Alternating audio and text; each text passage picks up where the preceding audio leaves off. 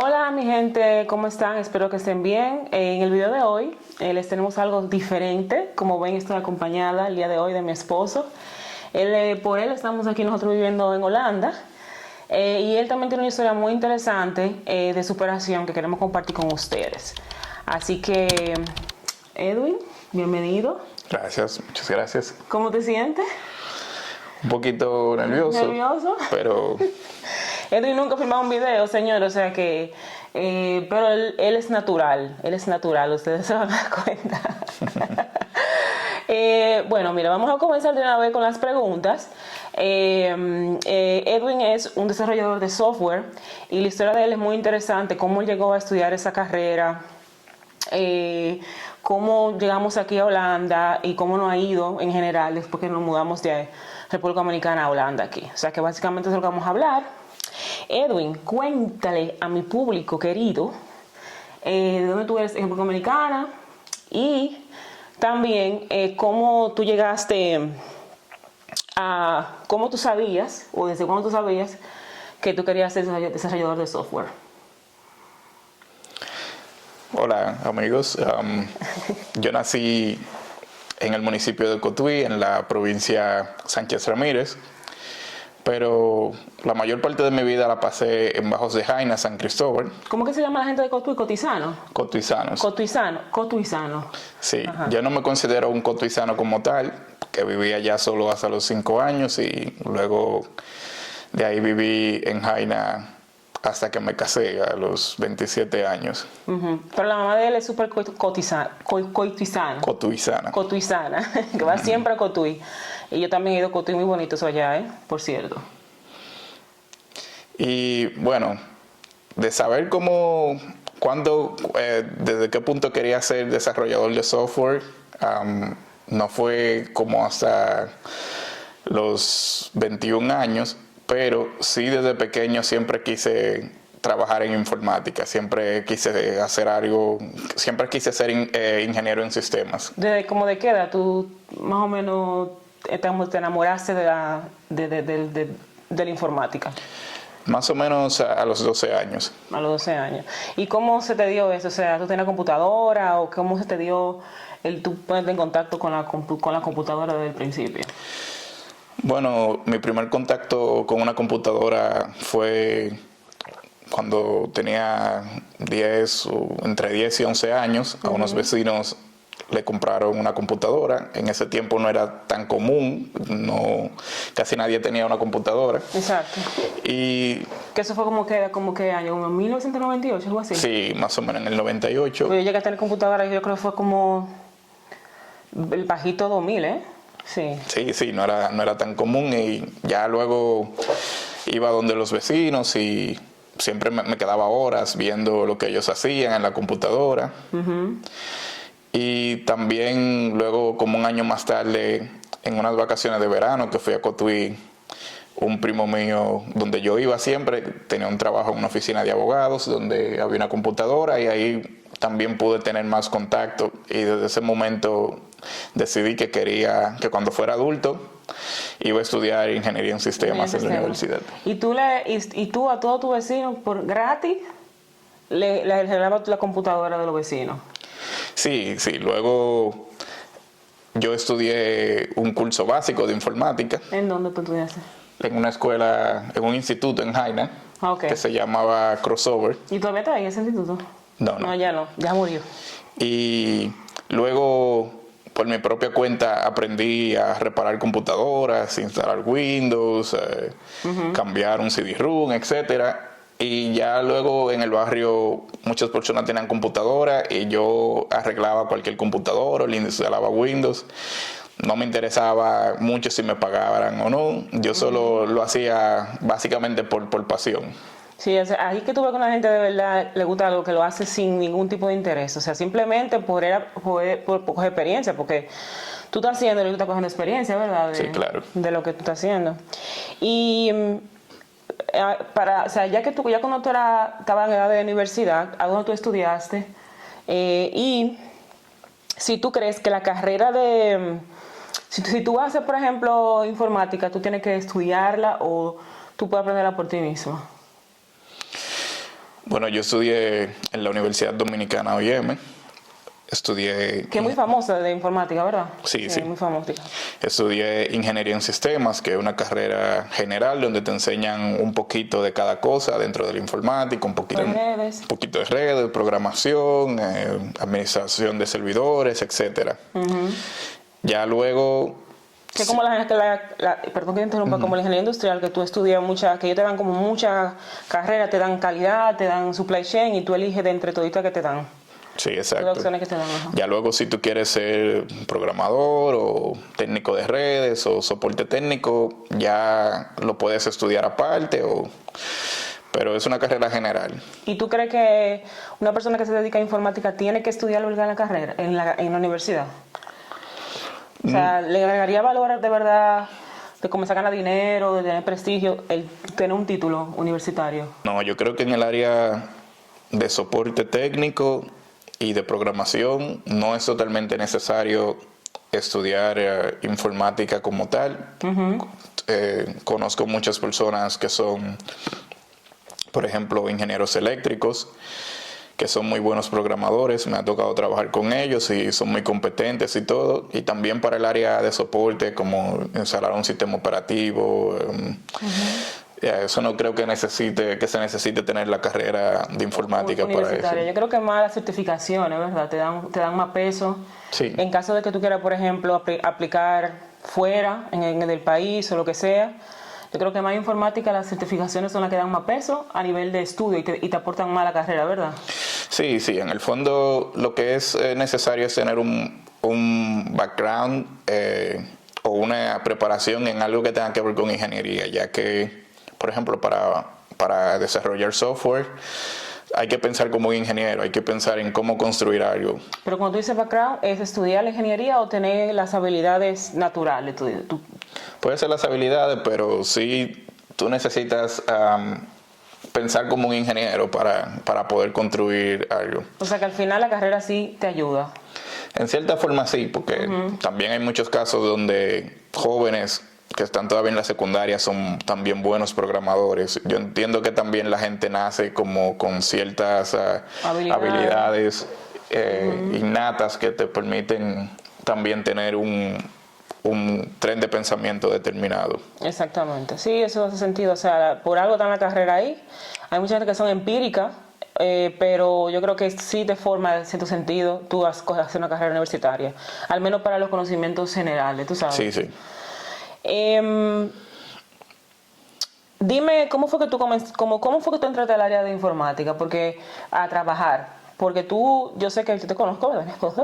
Yo sé que tú no trabajaste ahí desde el principio, o sea, tú no comenzaste a trabajar en tu área, como yo, por ejemplo, yo desde que salí de universidad, sin salir de universidad, a mitad de carrera, yo entré a mi área de una vez, pero por ejemplo, en el caso tuyo, tú comenzaste en otra forma. ¿Cómo fue cuéntame esa historia laboral desde que tú comenzaste a trabajar hasta que llegaste al punto de ser desarrollador de software?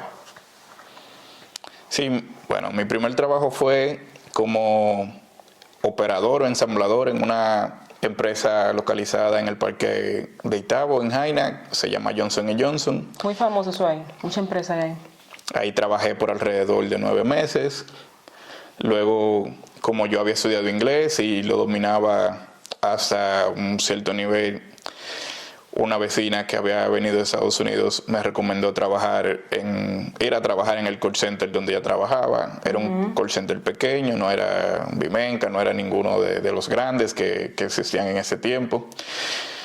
Y afortunadamente pude conseguir el trabajo y luego sí me pasé alrededor de 1 o 2 años trabajando en diferentes proyectos de call centers, pero hubo un punto donde ya no funcionaba, ya no estaba encontrando trabajo en eso, y ahí luego decido, por la orientación de mi madre, intentarlo de nuevo como operador nuevamente. En las zonas francas de Jaina. En el Parque Industrial de Itabo, pero esta vez en Eaton. Y antes que tú entres ahí, tú, en este punto el inglés, ¿dónde tú lo aprendiste? Para tú poder trabajar en los call centers. Yo, desde pequeño el inglés me llamó mucho la atención, desde el momento que escuché, estaba con mi papá en Jarabacoa y mi papá domina un poco el inglés y lo vi hablando con un turista. Y eso me motivó mucho y aprendía todo lo que me daban en la escuela. Siempre era muy sobresaliente en inglés en la escuela, pero el nivel de inglés de la escuela es muy bajo. Muy bajo. Luego, cuando tenía como 14 años, mi mamá me inscribió en una escuela de idiomas que quedaba en El Conde, no sé si todavía está ahí, que se llama Dallas English School. Y ahí estudié el curso de inglés que ellos ofrecían. Y eso me dio un nivel básico de inglés, quizás. Más o menos, como ¿qué nivel tú tenías? ¿Como A1, A2? No, B1 avanzado. No B2 todavía, pero B1 avanzado, sí. Y ese señor es la escala que tú mides, que se mide aquí en Europa para medir los niveles de idioma. La escala CFR, algo así, ¿verdad? Creo que sí. Sí, que ahí, bueno, por eso lo pregunto, porque si acaso tú tienes duda qué tipo de nivel de inglés él tenía cuando entró a trabajar en los call centers.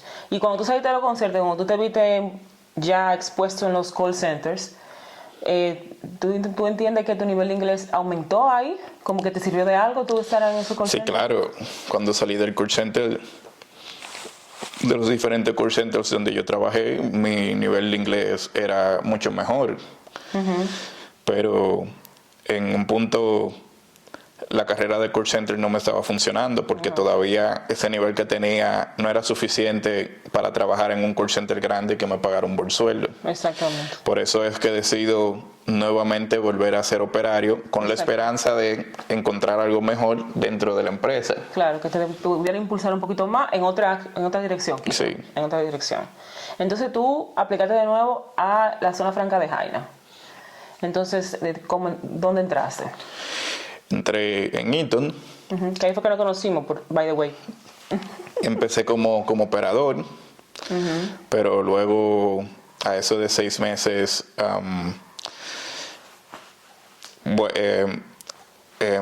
las personas de recursos humanos y también personas que me vieron que yo tenía un buen dominio de inglés y eso, me recomendaron para trabajar como asistente de producción en una línea. Ustedes escucharon, o sea, por su inglés nada más, o sea, que el inglés súper, aunque estemos en República Dominicana, el inglés te impulsa. Sí. Sea donde tú estés, o sea, él comenzó como operador y por él tener ciertas habilidades en ese idioma, le dijeron, oye, después este muchacho puede hacer algo más, tú sabes.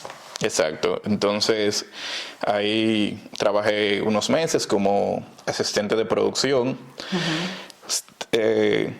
Trabajé solo unos meses porque la posición no estaba creada formalmente.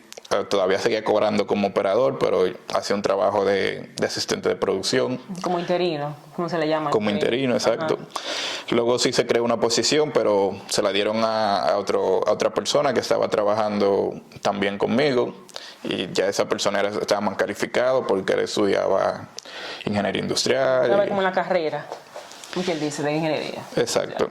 Entonces ahí luego al tiempo me llaman de recursos humanos porque se abrió una posición de asistente de ingeniería en otra de las plantas de Eaton, ya que Eaton en ese momento tenía 4 plantas en el Parque Industrial de Jaina. Apliqué a la posición y me fue muy bien en la entrevista y en el proceso y conseguí esa posición de asistente de ingeniería. Ya en ese tiempo yo era como el único operario o uno de los pocos que había salido de ser operario a trabajar en un área administrativa. Y en poco tiempo encuentro yo también. Sí, fue relativamente en poco tiempo. Y ya ahí me quedé en esa posición como 2 años y fue una buena experiencia, me fue muy bien mientras trabajé en eso. Incluso ¿Te dio exposición también? Sí, en un momento consideré cambiarme esa carrera, pero luego decidí que no. Y finalmente apareció una posición en el área de IT o de informática de la empresa como soporte técnico. Ahí apliqué.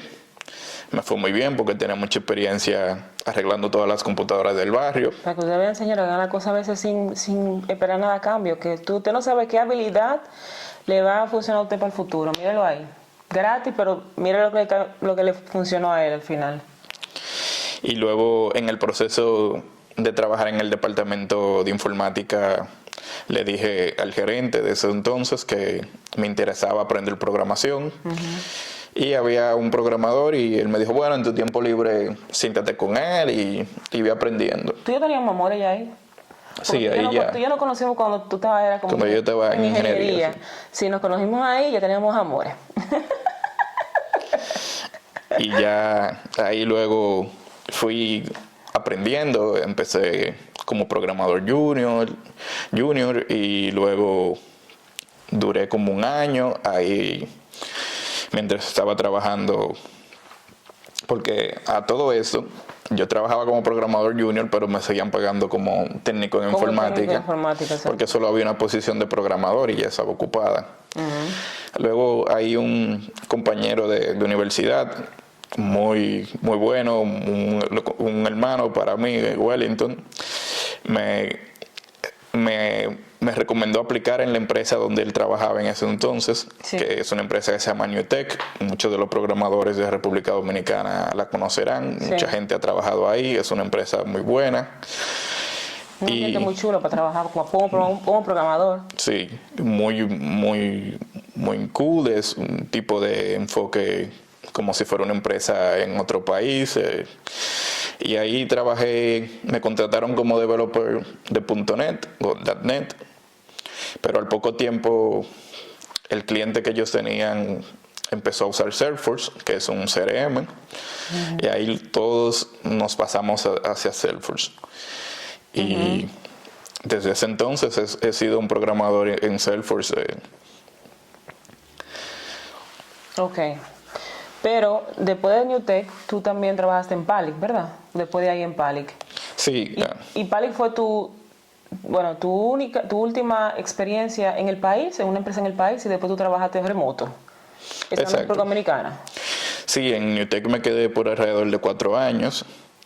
Luego decidí cambiar de ambiente y me fui a una compañía de seguros que en ese entonces se llamaba ARS Palic, ahora creo que se llama Mafre Seguros o algo así. Ahí duré alrededor de 1 año y medio. Y ahí luego encontré una oportunidad en una empresa argentina que se llama BytesDev. Apliqué, conseguí una posición con un cliente en Arizona.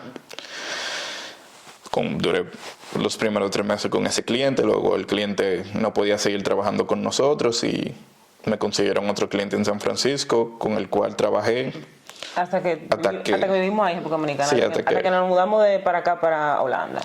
Sí, que fue como un promedio de 2 años. De 2 años. Y, por ejemplo, tú mencionas que él comenzaste como programador o como developer de .NET. Entonces a ellos lo entrenaron en Newtek para ser developer de Salesforce. Sí. Para los muchachos que estaban ahí viendo, o quizá cualquier persona que le interese, ¿qué tan difícil es tú entrenarte en Salesforce para ser developer? Si tú vienes de .NET o de Java, no es difícil, ya que el lenguaje de programación que Salesforce usa se llama Apex o Apex y es basado en Java. También la sintaxis se parece mucho a C#. No es difícil, si ya vienes de Java o de C#, es sumamente fácil.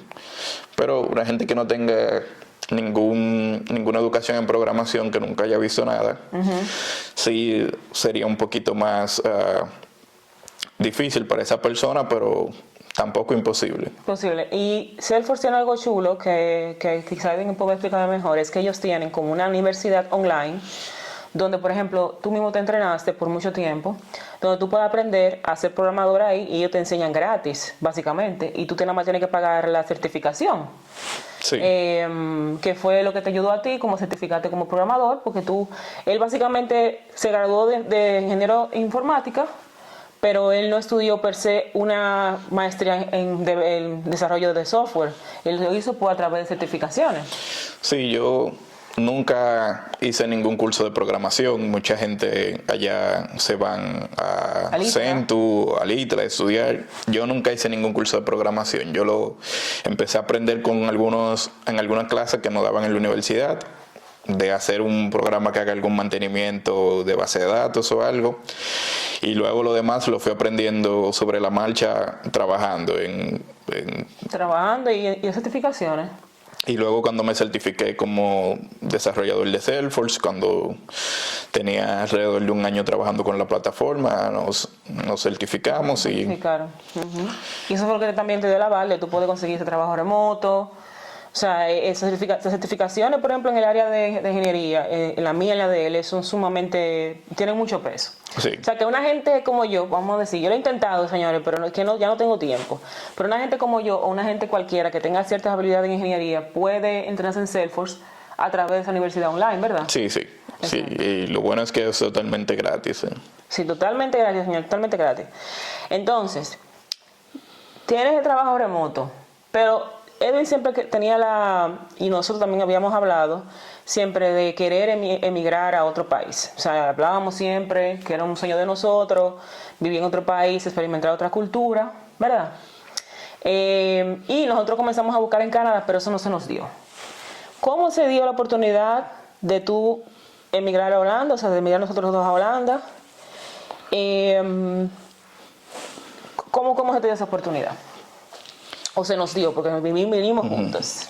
Como tú mencionaste, el plan era irnos a Canadá. Sí, sumamente difícil, señores, cuando nosotros comenzamos a buscar.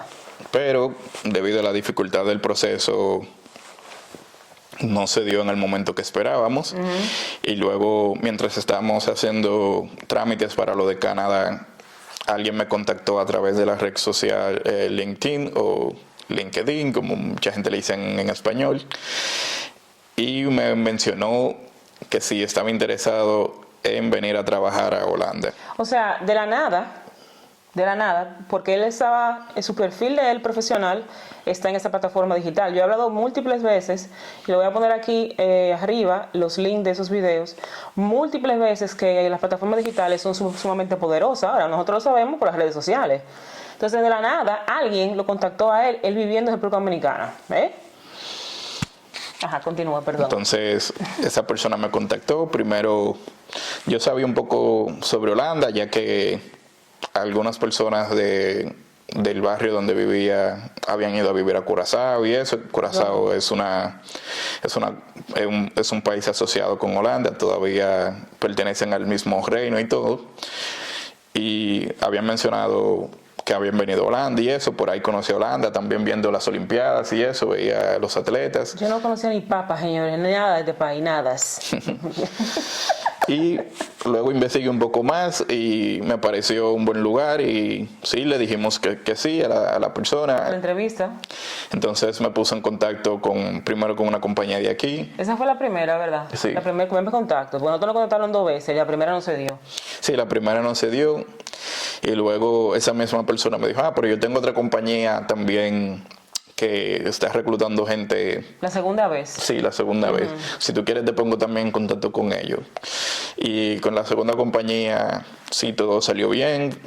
Tuve un proceso de entrevista con ellos y luego con el cliente con el que iba a trabajar aquí en Holanda. Entonces, tú cuéntale a la gente bien cómo fue ese proceso de cuando te contactó porque quien te contactó a ti fue la Headhunter. O sea, como quien dice que una persona de recursos humanos que se encarga de buscar personal para otras empresas, que ellos trabajan como independientes. O sea, después que ella te contactó y te puso la entrevista, ¿cómo fue esa entrevista con las personas aquí? ¿Cómo pasó eso?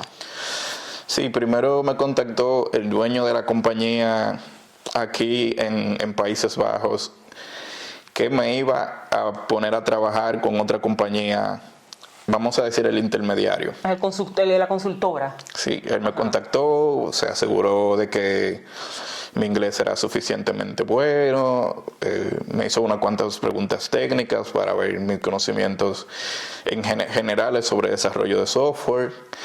Luego me asignó unas pruebas en una plataforma donde tenía que hacer algunos ejercicios de programación en general, nada relacionado directamente con Salesforce. Y ya luego que pasé ese proceso, sí me puse en contacto con el cliente final, con el cual hice 2 entrevistas, una técnica y otra como para yo examinar mi personalidad, a ver si... Que fue con el equipo completo, ¿verdad? Que Sí. tú vas a trabajar. ¿Y tú crees que el tú tener, por ejemplo, saber Salesforce, pero también saber otros lenguajes de programación también te ayudó? Sí, claro, en la O programación. sea, es full stack developer, es lo que ustedes le llaman. Sí, sí. Ajá. En la programación o en la informática en general, mientras más tú sabes, es mejor. Incluso, aunque la compañía no use cierta tecnología, si tú la conoces, eso te agrega valor porque la compañía sabe que en el futuro, si deciden usar esa tecnología, ya tienen a alguien que la conoce. Exactamente, exactamente. Entonces, tú tienes una reunión con el equipo y después de ahí te dicen, ok, nos gustas. Sí. Exacto. Sí, exacto. Tuve la segunda entrevista que fue con el equipo, era más como para el equipo conocerme y ver si yo podría encajar con ellos. Pero fue sumamente fácil, eran personas más o menos de mi edad y Sí, gente joven que... muchos, la gran mayoría extranjeros, que venían principalmente de la India. Y ya luego de esa entrevista le dicen al intermediario de aquí que sí, que todo, que sí querían trabajar conmigo.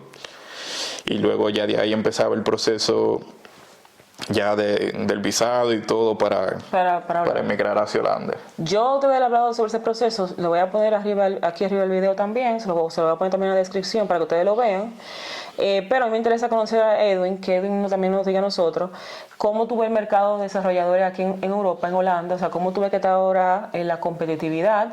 Y si tú crees que todavía es fácil emigrar para un programador para Holanda, porque cabe acotar que antes del 2019, o sea, en ese tiempo, 2019, vinieron muchísimas personas que son amigos de nosotros ahora, que también vinieron ese mismo año, o sea, que ellos están reclutando mucho en el 2019. Sí. ¿Tú ves lo mismo ahora?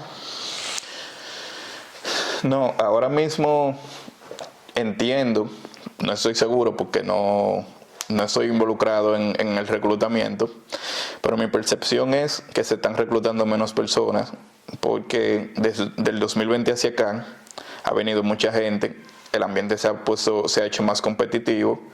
Un ejemplo es que cuando en el 2019 en la empresa en la que yo vine a trabajar aquí reclutaron gente para trabajar en Salesforce que ni siquiera eran developers de Salesforce, que tenían una educación en Java. Otro background. ¿Y le entrenaron ellos aquí? Y fue con la condición de que ellos aprendieran aquí. Ya hoy en día eso no se ve. En esos días, si tú aplicas por una posición, tú tienes que saber lo que se necesite. No hay, ya las empresas no quieren entrenar a nadie.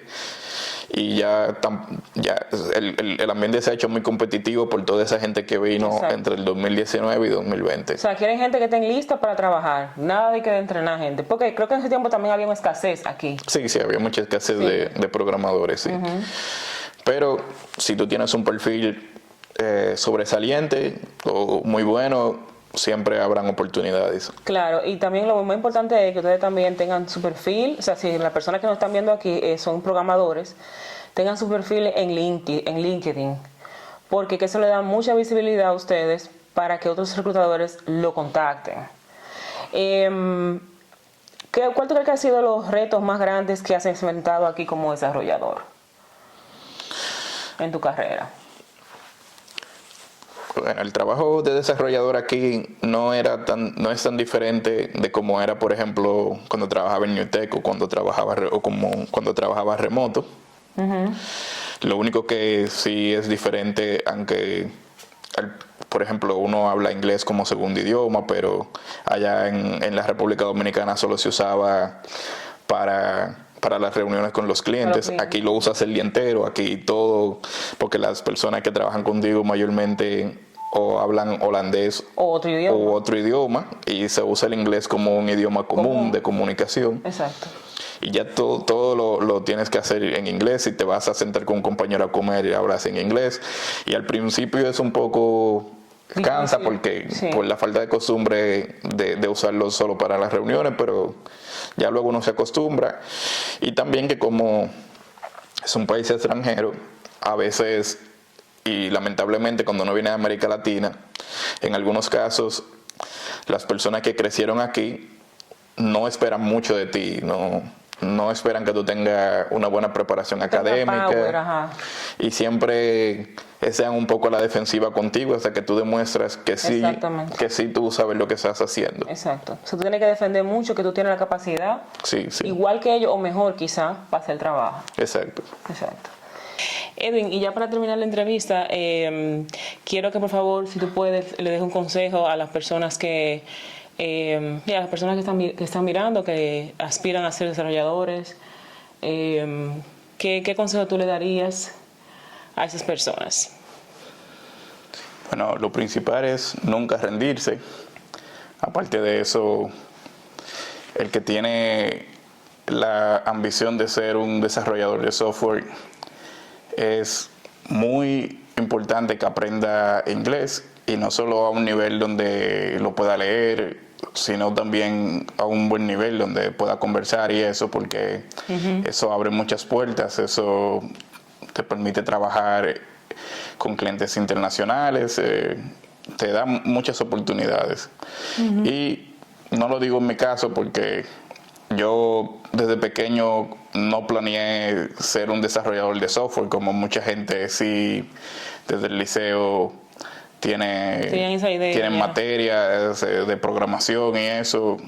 Para mí no fue así, las circunstancias se dieron y aquí estoy. Pero para los jóvenes que están subiendo hoy en día, es sumamente importante dominar el inglés y nunca rendirse, sobre todo nunca rendirse ante los retos y mantenerse siempre perseverante. Sí, el inglés de verdad te abre puertas en todos los lados que tú quieras ir, ya sea en la República Dominicana o si tienes aspiración a irte a otro país. O sea, el inglés se abre en todos los lados, incluso en un país como este, que el inglés básicamente es como el segundo idioma después del holandés.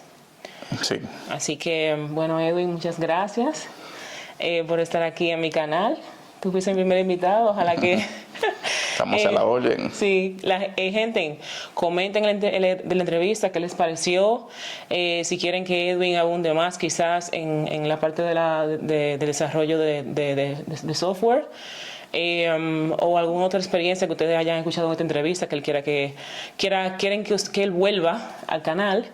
Y nada, pues nos vemos en el próximo video y adiós, bye.